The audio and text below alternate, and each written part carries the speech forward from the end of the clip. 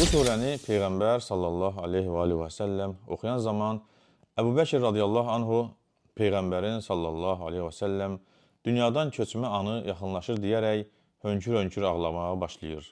Ona görə də bu surənin digər adı da Vidalaşma surəsidir. Əbu Bəkir radiyallahu anhu Peyğəmbərin sallallahu aleyhi və səlləm bu sözləri deməsində məqsədinin dünyadan köçəcəyinə işarə olduğunu anladığı üçün ağlayaraq deyir: Məhəmməd Peyğəmbər sallallahu aleyhi və səlləm Mədinədəki Bəqi qəbirstanlığını ziyarət edərək orada dəfn edilənlər üçün uca Allahdan bağışlanma diləyərdi. Möminlərin əmri Ömər ibn Xattab radiyallahu anhu Yəmən xalqının dəstək qüvvələri onun yanına gələn zaman hər dəfə sizin aranızda Uveys ibn Amir vardırmı deyə soruşardı. Peyğəmbərliyinə görə Məkkəlilər ona maddi, fiziki, mənəvi zülümlər vermələrinə baxmayaraq, uca Allahın onları cəzalandırmasından qorxaraq, Allahım məğfir li qavmi fə innəhum la ya'lamun.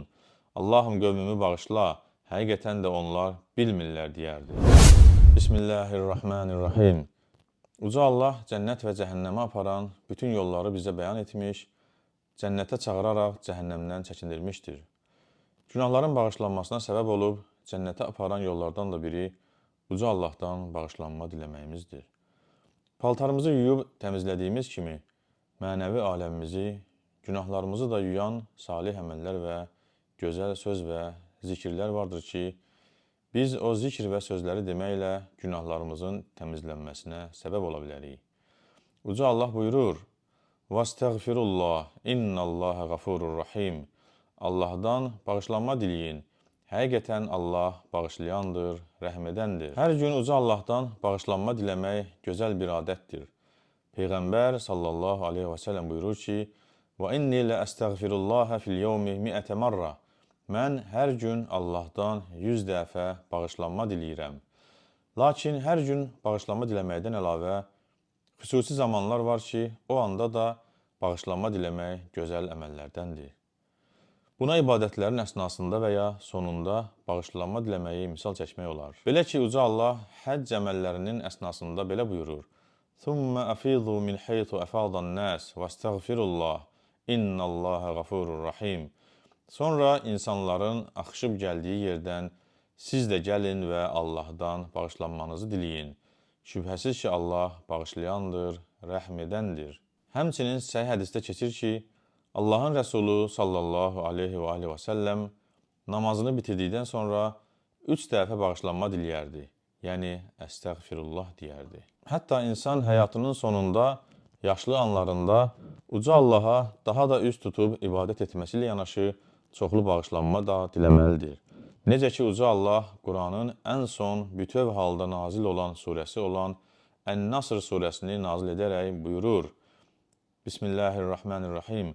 İzə cəə nasrullahi vəl-fəth və rəaytən nəsə yədxulunə fi dinillahi əfvacə fəsəbbih bihamdi rabbikə vəstəğfirh, innəhu kənə təvvabə. Allahın köməyi və zəfər, Məkkənin fəthi gəldiyi zaman insanların dəstə-dəstə Allahın dininə, İslama daxil olduqlarını gördüyün zaman Rəbbini həmd səna ilə təqdis et və ondan bağışlanmağını dilə.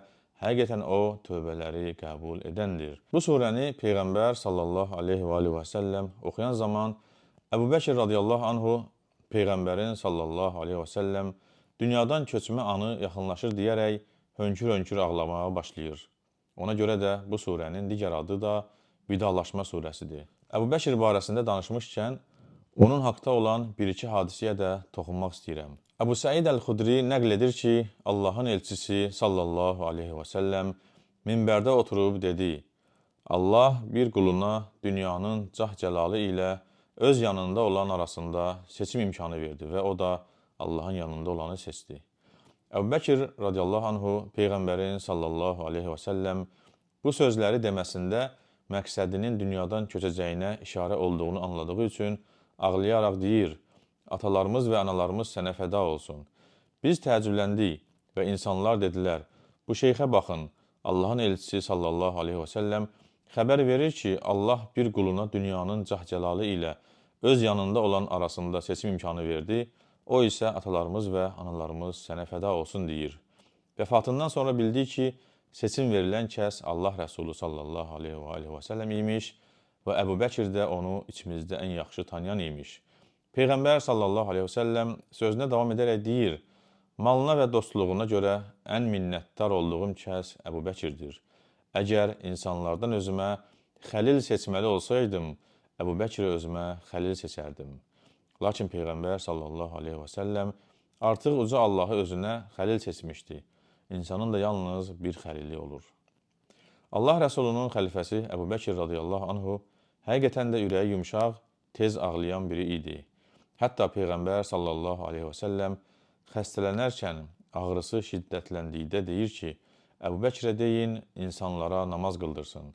Möminlərin anası Ayşə radiyallahu anhə deyir, Əbu Bəkir mülayim bir insandır.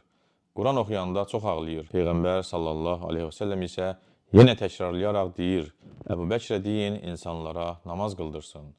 Məhəmməd Peyğəmbər sallallahu aleyhi və səlləm istər özü üçün, istərsə də insanlar üçün axirət qurtuluşunu istəyər və həmişə buna çağırardı. Tək özü üçün deyil, qövmü üçün, yaxınları üçün də dualar edib Allahdan onlar üçün bağışlanma diləyərdi. Peyğəmbərliyinə görə Məkkəlilər ona maddi, fiziki, mənəvi zülmlər vermələrinə baxmayaraq, uca Allahın onları cəzalandırmasından qorxaraq, Allahım məğfir li qavmi fə innəhum la ya'lamun. Allahım qövmümü bağışla, həqiqətən də onlar bilmirlər deyərdi. Bilmirlər ki, mən onlara rəhmət olaraq gəlmişəm. Bilmirlər ki, mən onlara əbədi həyatın səadət yolunu göstərirəm. Hətta Peyğəmbər sallallahu aleyhi və səlləm ona qarşı dəstəkdə olan, amma İslamı qəbul etməyən öz əmisi üçün Allahdan bağışlanma diləyir.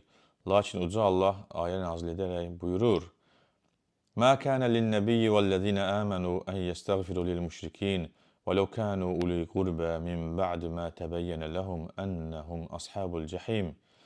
Müşriklərin cəhənnəmlik olduqları bəlli olduqdan sonra qohum olsalar belə onlar üçün bağışlanma diləmək Peyğəmbərə və iman edənlərə yaraşmaz. Həmçinin İbrahim Peyğəmbər də öz atası üçün bağışlanma diləyərkən uca Allah buyurur, İbrahimin öz atası üçün bağışlanma diləməsi isə ancaq ona verdiyi bir vədə görə idi. Atasının Allaha düşmən olması İbrahimə aydın olduqda, o öz atasından uzaqlaşdı. Həqiqətən İbrahim Allaha çox dua edərək, yalvarıb yaxaran və həlim xasiyyətli idi. Məhəmməd Peyğəmbər sallallahu aleyhi və səlləm Mədinədəki Bəqi qəbirstanlığını ziyarət edərək, orada dəfn edilənlər üçün uca Allahdan bağışlanma diləyərdi. Möminlərin əmri Ömər ibn Xattab radiyallahu anhu Yəmən xalqının dəstək qüvvələri onun yanına gələn zaman hər dəfə sizin aranızda Üveys ibn Amir vardırmı deyə soruşardı. Bir gün yenə soruşan zaman Üveysin özünə rast gələrək sən Üveys ibn Amirsən deyir. O da bəli deyir. Ömər ondan sən Murad qəbiləsinin qarın qolundansan deyə soruşur və o da bəli deyir. Ömər deyir, səndə albinizm xəstəliyi var idi və sən dirhəm boyda ləkə qalmaq xaric o xəstəlikdən sağaldınmı? O bəli deyir. Ömər deyir, anan varmı? Üveys bəli deyir. Ömər radiyallahu anhu deyir, mən Peyğəmbərin sallallahu aleyhi və səlləm belə dediyini eşitdim. Sizin yanınıza Yəmən xalqının dəstək qüvvələri ilə birgə Murad qəbiləsinin qarın qolundan olan Üveys ibn Amir gələcəkdir. Onun albinizm xəstəliyi var idi və dirhəm boyda ləkə qalmaq xaric o xəstəlikdən sağalmışdır. Onun anası var və o anasına qarşı çox itaətkardır. Əgər o Allaha and verirsə, Allah mütləq onun andını yerinə yetirər. Əgər onun sənin üçün bağışlanma diləməsini dilətdirə bilsən, bunu mütləq et. Ey Üveys, mənim üçün bağışlanma dilə. Üveys də onun üçün bağışlanma diləyir. Ömər ondan, hara gedirsən deyə soruşur və o, Kufəyə gedirəm cavabını verir. Ömər deyir, səni oranın valisinə tapşırmam üçün məktub yazımmı?